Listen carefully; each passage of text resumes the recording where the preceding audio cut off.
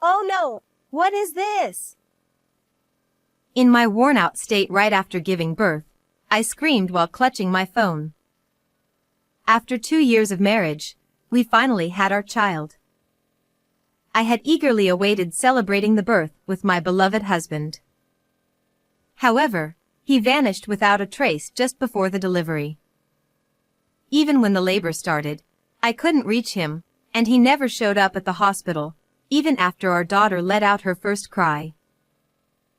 To make matters worse, I received a message from him saying, "I'm tired of living. Please, don't do anything rash."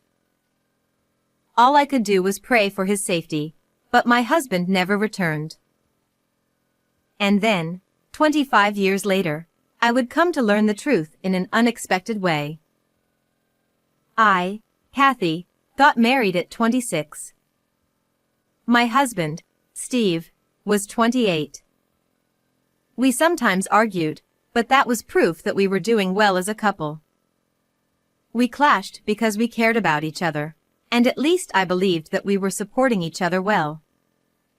However, 2 years after our marriage, our relationship began to take a turn for the worse. "Hey, these shoes weren't here before, right? Did you buy something new again?" Steve replied. So what? It's my money. I can do what I want with it. You say that, but you've already spent quite a bit. When I pointed out the new brand name shoes at the entrance, Steve frowned in annoyance and turned away. In truth, Steve had always been a bit loose with money since we started dating. After we got married, we agreed that I would manage all the bank accounts because leaving it to him meant we never had any savings. Despite this, at that time, brand name shoes and sneakers were increasing in our house. When I asked where the money was coming from, he would always evade, saying things like, "I made it from stocks," or "I won at the slot machines." I was worried he might be borrowing from somewhere, but I couldn't confront him strongly. Alongside the growing collection of brand name items, there was another thing that bothered me. Steve muttered in a low voice. You're always restricting me. Don't you trust me at all? Maybe he was fed up with my suspicious gaze. He slouched and disappeared into the bedroom. Seeing him so dejected made my chest ache. What concerned me was the gloomy expression he sometimes showed. The Steve I knew would have been irritated and rebellious towards me, but at that time, he didn't show any of those signs. I'm not satisfied with the money situation, but I'm a bit worried about Steve's attitude. Maybe he was troubled by something at work. Was he shopping to relieve stress? That thought crossed my mind, and I couldn't say more than small complaints. And then, amidst my already existing anxiety, an event occurred that escalated my husband's strange behavior.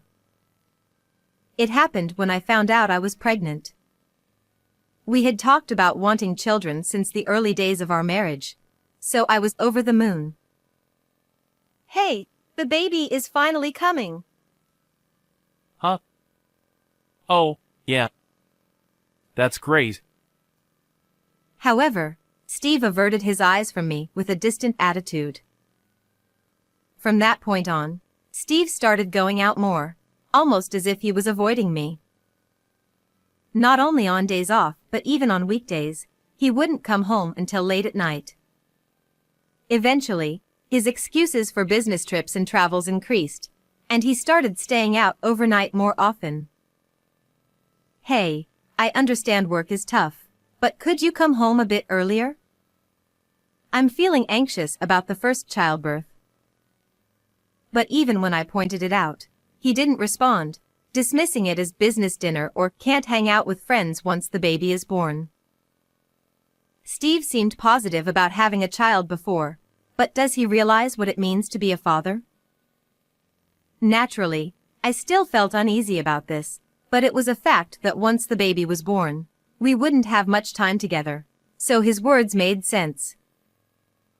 Above all, I was concerned about Steve's persistently gloomy mood, but without confronting him directly, I could only observe quietly.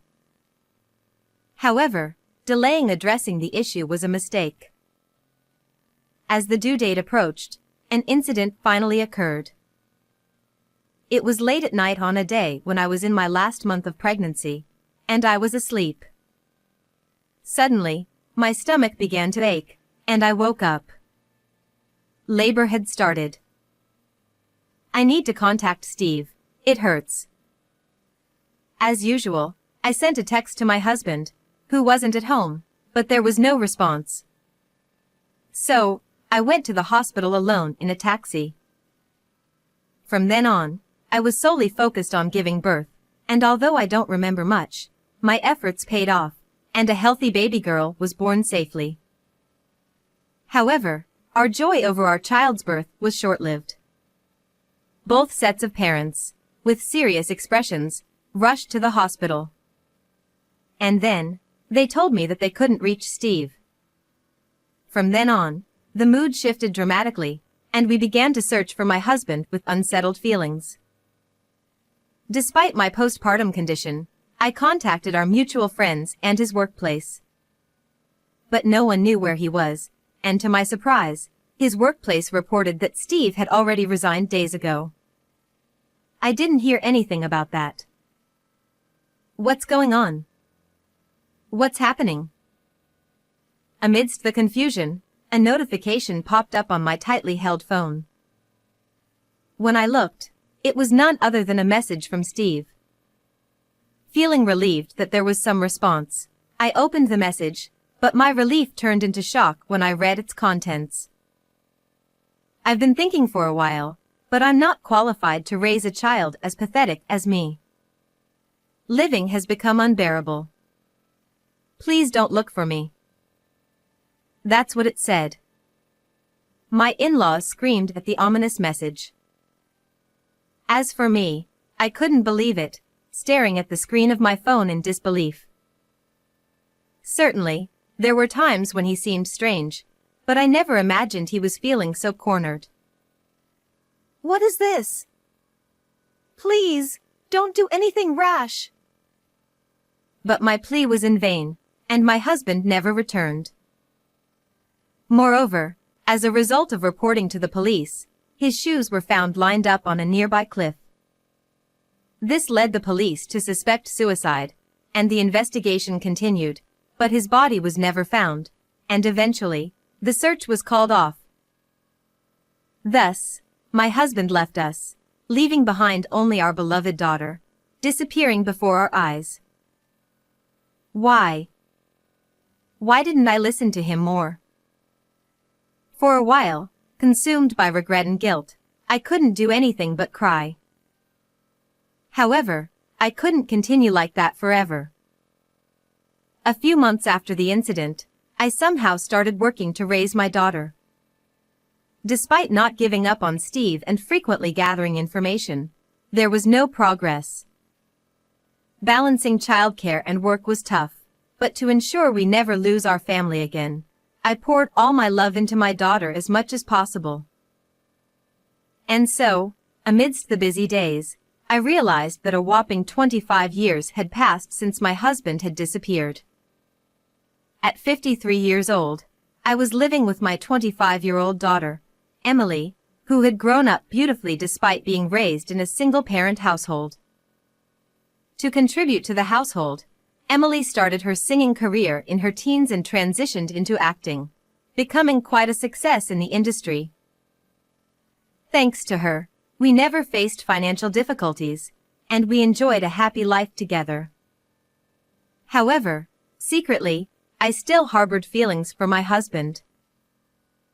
If the three of us, Emily, Steve, and I, could have lived together, how happy would we have been? Despite feeling conflicted, I didn't want to burden my daughter with unnecessary expectations, so I simply told her that her father had passed away. Yet, the despair from when my husband disappeared had certainly lingered in my heart. However, one day, Emily confided in me with a serious expression that she wanted to introduce someone important to her. Listening closely to the unusual atmosphere, it turned out that Emily was considering marriage with an actor from her generation, Will. Furthermore, his mother happened to be the president of a talent agency. While I couldn't deny feeling surprised, I enthusiastically nodded along with my daughter's earnest words. If he's the one you've chosen, I'll support you. No matter who he is. Given that she was a celebrity marrying an actor, I could easily anticipate the public's reaction and the challenges ahead. Nonetheless, after what happened with my husband, I had firmly resolved to stand by my daughter no matter what. Moreover, there was no reason to oppose her marriage, especially considering how excitedly she shared the news despite her nervousness. Relieved by my response, Emily showed me a photo of his family on her phone and expressed her desire for us to meet. However, at that moment, Is this? I gasped as I looked at the photo that had caught my eye. And the unbelievable scene captured in that photo would drastically change my life. 2 weeks later, I was heading to the meeting place with Emily for the introduction. We were both probably wearing more stern expressions than usual. While nerves were certainly a factor, there was another significant reason for our seriousness. If our suspicions are correct, we can't just let this go. But could this be some kind of mistake? With these tumultuous emotions in my heart, I stepped into the restaurant designated as the venue. As it was a meeting between celebrities, we were ushered into a private room with strict privacy measures. And when the waiter opened the door, I was met with the sight of a certain person. At that moment, the complex emotions that had been building up inside me overflowed from my heart. So, you were alive after all. I couldn't help but exclaim loudly, and both Will, Emily's boyfriend, and his mother, looked at me in surprise. However, the most shocked of all was the man who stood there, Will's father. Though his hairstyle, beard, physique, and clothing had changed, there was no mistaking it for me, his wife. I'll need an explanation for this. From you. With anger in my voice, Will and his mother stared a hole through Steve, my husband. As it turned out, the father of Emily's boyfriend, as seen in the family photo she showed me, was none other than my husband, who had disappeared from my life before. While it was a relief to know he was alive, the idea of him being the father of my daughter's fiancé was beyond coincidence. Initially, I considered the possibility of a striking resemblance to someone else, but it seemed my eyes were correct. However, it appeared Steve was intending to play dumb. Well, who are you? What's this about? You're being rude out of nowhere. But his eyes were shifting, and beads of sweat streamed down his forehead. His evident discomfort undeniably confirmed his identity as my husband. It's useless trying to deny it. You can't fool me anymore.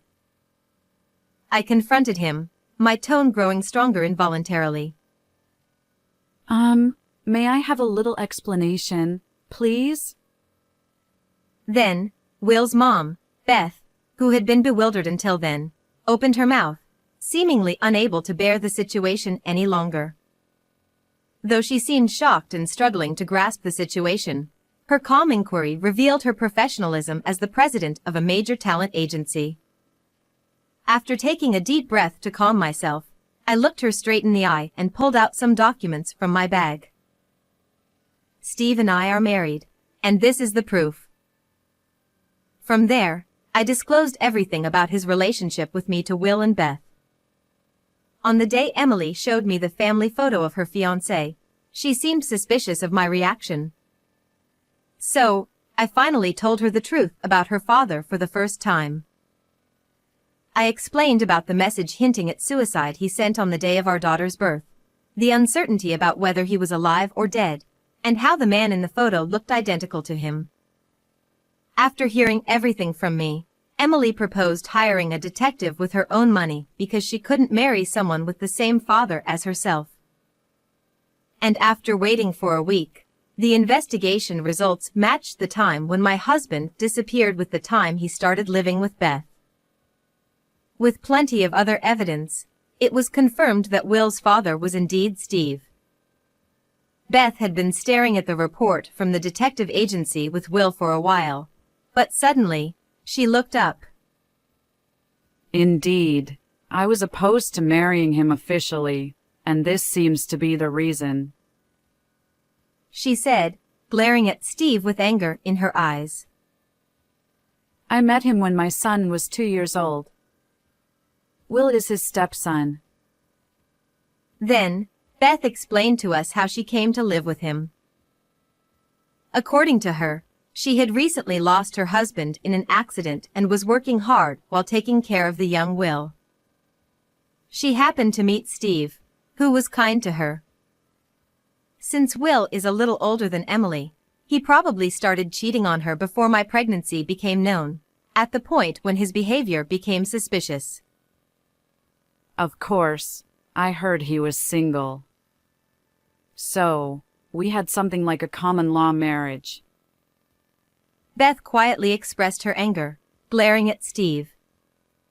It seemed my husband refused to marry officially because of his complicated family. Who was he to abandon his wife and child, then comfortably move in with another family? Then, at the next moment, perhaps realizing he couldn't keep lying anymore, Steve sighed heavily. It's enough. Shut up. I couldn't live with you, always restricting my spending. Of course, you're Steve after all. You disappeared out of nowhere, and then you end up in a nice position, don't you, Dot? Yeah, that's right. I could have been the husband of a president and the father of a famous actor. Damn it, but you had to ruin it. Then, he began to speak as if he had broken a dam, revealing everything about what had happened. Steve, who was reckless with money, was indeed unhappy with me managing the finances. And when he found out by chance that Beth was wealthy, he decided to switch immediately. He didn't want to pay alimony or child support, so he chose pretending suicide instead of divorce. He planned to settle everything while I was unable to move due to childbirth. Perhaps he had been contemplating this plan even before my pregnancy, hence his lack of concern. The increase in branded items was probably due to Beth buying them for him. To be safe, I changed my appearance through weight loss and a makeover, and as a house husband, I spent most of my time indoors so the police wouldn't catch me. His selfish excuses made anger bubble up from the depths of my being. For 25 years since my husband disappeared, there hadn't been a single day when I didn't think about Steve. I felt guilty for having pursued him. Although I couldn't do anything for him anymore, I had resolved to carry this regret with me for the rest of my life. However, when the truth came out, it turned out that all of it, the message from Steve, the shoes on the cliff, was all a lie to deceive me. While I was thinking about Steve, he had already abandoned me and our daughter and was living a luxurious life with another family. And I wasn't the only one who was angry with him. I'm disappointed in you. I had a debt of gratitude to repay, but I didn't think you were such a person. Beth's cold words were followed by Will's. You barely did anything around the house anyway. And he looked at Steve with disdain. Especially for Will, Steve was someone who hurt both his mother and his girlfriend. Perhaps, he couldn't forgive him so easily. And I felt the same way. This will be in the tabloids tomorrow. I delivered the final blow to Steve, who was faltering and glared with anger by everyone in the room. What? Tabloids? Will may be a famous actor, but Emily, the daughter you abandoned, is also a famous actress. As I spoke, Steve, who had turned blue, was quietly being stared at by his daughter next to him. After discussions with the agency, Emily decided to publicly announce her marriage to her boyfriend. At that time, she also explained about this unbelievable series of events. It seems the article will be published tomorrow. You won't be able to show your face in public anymore. Even though the marriage of a successful actor and actress was already big news, if the father was involved in such an incident, the media wouldn't stay silent. Perhaps from now on, Steve would have no privacy left. Of course, you'll have to leave our house. No, I don't want to. Please, reconsider. What am I supposed to do from now on? Perhaps realizing how frightening the situation had become, Steve clung embarrassingly to me and Beth. Seeing his pitiful state, I felt as though I had been released from a curse that had haunted me for years. It took time, but I no longer needed to worry about my husband who had disappeared. I don't know. Maybe you can go and live with another family? Beth, Emily, Will, and I looked at each other, and leaving Steve behind, we left the place, planning to have another calm meeting somewhere else. Later, after 25 years, I divorced my husband. Since the announcement of my daughter's engagement, Steve has been quickly identified by her and Will's fans. Now he's being chased by tabloids and can't walk around town. Even though he hadn't been working for many years, finding a new job seems unlikely for a while. Being evicted from the house he lived in and unable to return to his parents' house, he's currently wandering the streets. On the other hand, Emily and Will got married. While being blessed by society, they also received sympathy for their father's situation, which actually increased their work opportunities. Now, I can live with a clear and cheerful heart. I plan to watch over their success and slowly enjoy this happy time. How was this video? Don't forget to subscribe to the channel. Well then, let's meet again in the next video.